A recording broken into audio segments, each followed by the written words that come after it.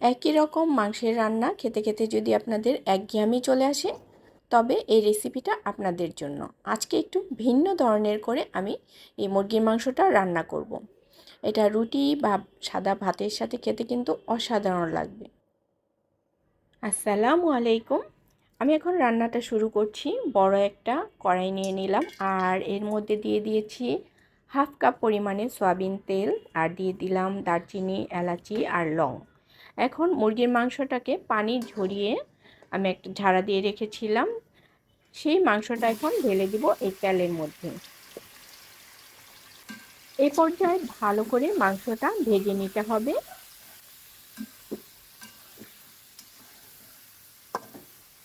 ভালো মতো নেড়ে চেড়ে আমি মাংসটাকে তেলের মধ্যে ভাজা ভাজা করে নিচ্ছি। মাংসটা যখন এরকম সাদা সাদা ভাব চলে আসবে তখন দিয়ে নিচ্ছি 1 টেবিল চামচ পরিমাণে ঘি। এখন এক এক করে সবগুলো মশলা দিয়ে নিব। প্রথমে আমি দিয়ে নিচ্ছি মরিচ ফাঁকি 1.5 চা চামচ পরিমাণে। তারপর দিয়ে নিচ্ছি হলুদ ফাঁকি বা হলুদের গুঁড়ো, এটাও 1.5 চা চামচ পরিমাণে। এখন দিয়ে নিচ্ছি 1 চা চামচ পরিমাণে গরম মশলার গুঁড়ো, আর এই গরম মশলার গুঁড়োর রেসিপিটা আমার চ্যানেলে দেয়া আছে, আপনারা চাইলে আমি ডেসক্রিপশন বক্সে দিয়ে দিব।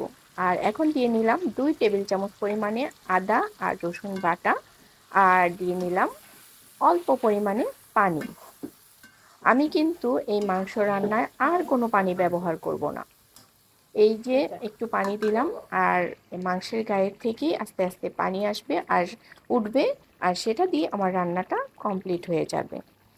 আমি ভালো করে একটু নেড়ে চেড়ে নিচ্ছি, আর যখন নাকি একটু মশলাটা কষে আসছে তখন দিয়ে দিলাম 1 কাপ পরিমাণে টক দই। আর এই টক দইটা হলো আমার ঘরে পাতা টক দই। টক দই দেওয়ার সাথে সাথে কিন্তু অনবরত নাড়তে থাকতে হবে, যেন মানে টক দইটা ছানা না হয়ে যায়, সেদিকে খেয়াল রাখতে হবে। ভালো করে নাড়াচাড়া করলেই হবে। এখন দিয়ে নিলাম লবণ পরিমাণ মতো। আমি এখানে 1.5 চা চামচ পরিমাণে লবণ দিয়েছি। তারপর আবার একটু মিশিয়ে নিচ্ছি, নেড়ে চেড়ে মিশিয়ে নিলাম ভালো করে। আর কড়াইয়ের যে সাইডে মশলাগুলো লেগে যায় সেগুলো কিন্তু একটু পরপর কাচিয়ে দিতে হবে, নাহলে সেগুলো যদি পুড়ে যায় তাহলে আপনার খাবারের টেস্টটাই কিন্তু নষ্ট হয়ে যাবে। এই পর্যায়ে আমি ঢেকে বসিয়ে রাখলাম 2 মিনিট সময় ধরে। এখন দিয়ে নিচ্ছি পেঁয়াজ কুচি, আর পেঁয়াজগুলোকে আমি গোল গোল করে কেটে নিয়েছি। আমি এখানে বড় সাইজের 5টা পেঁয়াজ দিয়েছি, দেশি পেঁয়াজ। আর পেঁয়াজগুলোকে গোল করে কেটে নেওয়াতে টেস্টটা কিন্তু অন্যরকম হয়েছে। আমি কিন্তু সব সময় মুরগির মাংস রান্না করি পেঁয়াজটা আগে দিই তেলের মধ্যে ভেজে, তারপরে একে একে করে মশলা দিয়ে। আর আজকে কিন্তু অন্যরকম করে দিয়েছি, সেটা আপনারা দেখেই বুঝতে পেরেছেন। সব সময় যেভাবে রান্না করি সেটা যদি একটু ঘুরিয়ে ফিরিয়ে রান্না করা যায় তাহলে খাবারের টেস্টটা কিন্তু অনেকাংশে বেড়ে যায়। আর আপনাদের সাথে কথা বলতে বলতে আমার মাংস রান্না প্রায় শেষ। মাংসের গায়ে মাখা মাখা হয়ে গিয়েছে ঝোলটা, আর এই পর্যায়ে দিয়ে নিলাম কাঁচামরিচ। আবার একটু নেড়ে চেড়ে নিয়ে এখন ঢেকে 2 মিনিট রেখে দিব, তারপর চুলা অফ করে দিব। তো কেমন হলো আমার মাংসর রান্নাটা? আপনারা হয়তো দেখেই বুঝতে পারছেন যে এটা অনেক মজা হবে। হ্যাঁ, আসলেই সবাই খেয়ে খুবই ভালো বলেছে।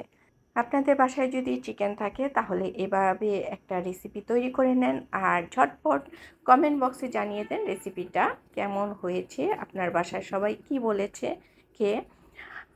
আর আমার রেসিপিটা যদি এতটুকু ভালো লাগে, লাইক, কমেন্ট অ্যান্ড শেয়ার দিতে ভুলবেন না। আমি এখানেই বিদায় নিচ্ছি। আল্লাহ হাফেজ।